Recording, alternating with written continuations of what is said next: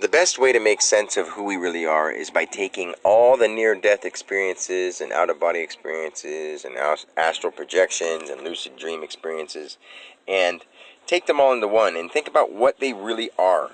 Yes, they're all from different people, but what is the common ground between all those things? All those things are one thing.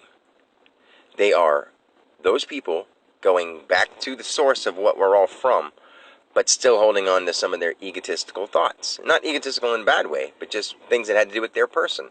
If they saw this place of light and wonder, usually they had something in their background, or maybe they were, this can't say for sure that this is what it is, but say they were religious and they believed in angels and all this kind of stuff, and say they were religious when they were young and they were in their late 30s and they get in a car accident and they see this tunnel of light and all this kind of stuff that as soon as they, boom, shut off, like, they were instantly shot into awareness, but not theirness. So they start realizing that they weren't just their body, that their consciousness is there without their body. But how is that possible? What creates that one individual piece of the whole? Well, it's like a spiritual cell, but I don't know how to put that into words yet, so I'm not going to go too deep into that part. Like, what individualizes us from the whole is something that is still part of the whole, but gives us our own feeling. Like when a bunch of water drops in water, like you see raindrops and you see this one hit there and this one hit there and this one hit there and this one hit there. Well, they're all part of the pond, and they all came from the mega source, the sky, and the pond is basically a gathering of everything else. Like the souls of the dead people that were here are basically drops of water ready to land into the lake again and become new people. And the souls of people to be are coming from the sky, which, this is all theory, and not really theory, it's a way to put it into, create creative visualization so that you can understand how it's sort of happening. Like, it's not happening exactly in that way, but it's happening in that way. It's happening however you believe it to be. If it's just happening for you because that's just normal, that's the way it is, then that's why it's happening that way. Because in your brain, in your subconscious mind, the way it's projecting to you is how you believe it to be. Every single person has their own different projection. So maybe this person has never noticed this same tree that's been in their yard their whole life because there's 1,000 trees. And they go over and they look at it and they're like, oh, this tree goes crooked right here. Have you ever noticed that? And someone else is like, yeah, it's always been like that, and they've never noticed it. Well, in your brain, some new neuron had fired so that next time you see that tree, you're going to notice that little crooked spot again. And it's still there in the environment. It's always been there in the environment, but your brain didn't catch it yet. So even though, and it was still there in the environment because someone else had noticed it. So it remained that way in their subconscious mind. Not like they had to think that tree over there has a crooked spot in it. They saw it once, and the environment projected their thought. And since you had no interaction or interference or whatever thought that was projected by others before you or during you, if you have no thoughts going on, conscious thoughts at all, the reality comes from the others' creative minds. So as an example for that, you don't have a cell phone. I'm going to use the main things to make it easy. You don't have a cell phone. You never thought of a cell phone. Some other person thought of it, made it. It was now a reality in their life because their subconscious mind became their conscious effort of this idea out of their conscious mind, out of their mind, their brain. They interpreted a message from some thought in their head that turned it into an idea of a product, and they took that product and they made it a reality. And because you had never seen that reality before, once they showed it to you and it started working, bam, new neurons fired up in your brain, and there you are knowing that phone works, and this is how it works because it just does, and that person showed it to you. And since you believe it, it happens. And all they had to do is figure out a way to make it so that they believed it would happen. That's how everything works, in every shape and every form. So the way you learn from these near-death experiences by understanding that those were all people coming from their place at the time of death.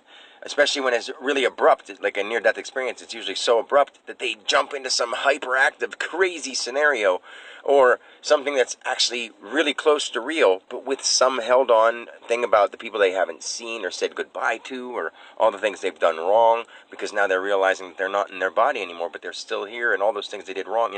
That kind of stuff happens to almost everybody who has a near-death experience.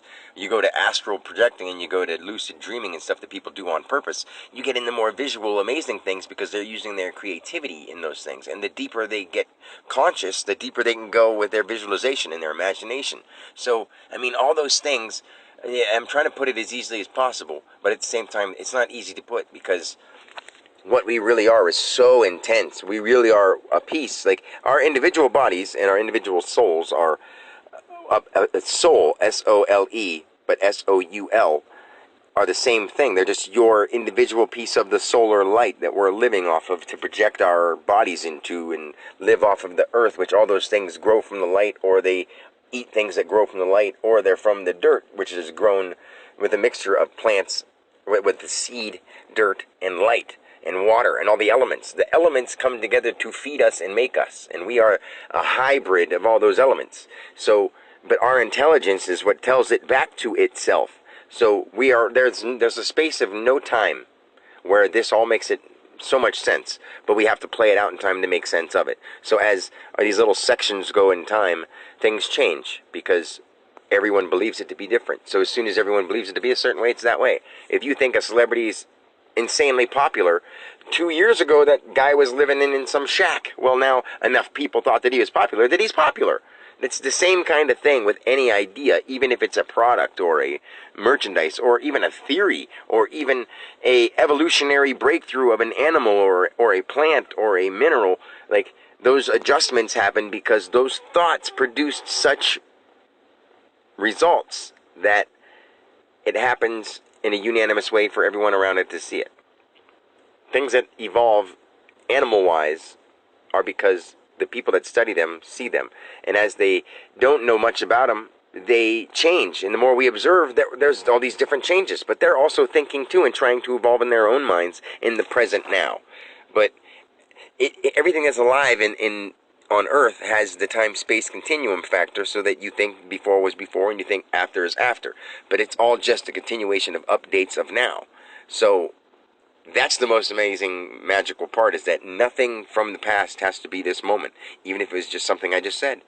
I could be like, I don't believe that anymore, and totally shut off my mind and think of all these different things, and my life could change, and I could be a jerk. But I'd rather be the loving emblem of God. So, and we all are. We're all just the emblem of God. You may not be loving, but you are an emblem of God. You're one piece of God, what God really is, not a being in the sky saying, no, yes, God is just the ability to be here. Picture a G. I want to say this in a recording, because a G is what? When you go, G. Like, think how a capital G is shaped, with the, from the one side, and the curl goes around, and it goes down with a hook. When you go, G, doesn't your tongue or the spot in the back of your mouth make like a G? Like, that's why it's got that funny, goofy curve on a G. It makes complete sense. So when they came up with the letters, they're like, G. And they make that G sound. And it's like a circular thing of the shape of your head and your mouth down to your tongue. G. It's like a G. The way your jaw shapes around your head, it looks like a big G. And a D, D. You put your tongue up to the top of your teeth. D. And it's shaped like your head going around in a D. D. It's pretty simple, isn't it? Think about it. That's what it is. But God is what? G-O-D. G-A-D. It's just you. It's you. It's your imagination. God is inside your mind, inside your head. But he's outside your head too, because outside your head is also you. No matter who you are, no matter if you think it's the person next to you creating the outside, it's a combination of you and them. And if you're like, durr, it doesn't seem any different to you because it only looks that way to you. And the way it looks to them is only the way it looks like to them. And whatever you agree upon, you could be like, that doesn't look like that. And they could be like, yeah, it does. And be like, I don't believe you. I don't think so. That's just your opinion. Because your reality is your reality. No matter how much somebody says, there can be something that both people look at and they see something different, because that's what their brain picks up. I mean, this is obvious stuff, but at the same time, I want people to realize it so that they know that they are creating every single micro bit of their visual now, of their realistic now, is in your mind. And the more you control your mind, the more your right now changes. And the reason I don't have this super extravagant life is because I don't want that. I want a life of simplicity. I want a life of ease and comfort. And I'd rather have that than a life of stress, drama, and anger between people who are jealous and envious. And it doesn't make any sense to get into that game anymore.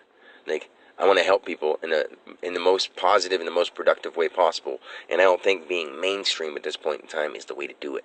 The way to do it is to be underground, which isn't really underground. I mean, I'm not under the dirt, but you know what I'm saying. Anyway, that's enough for now. Peace, everybody. Love you.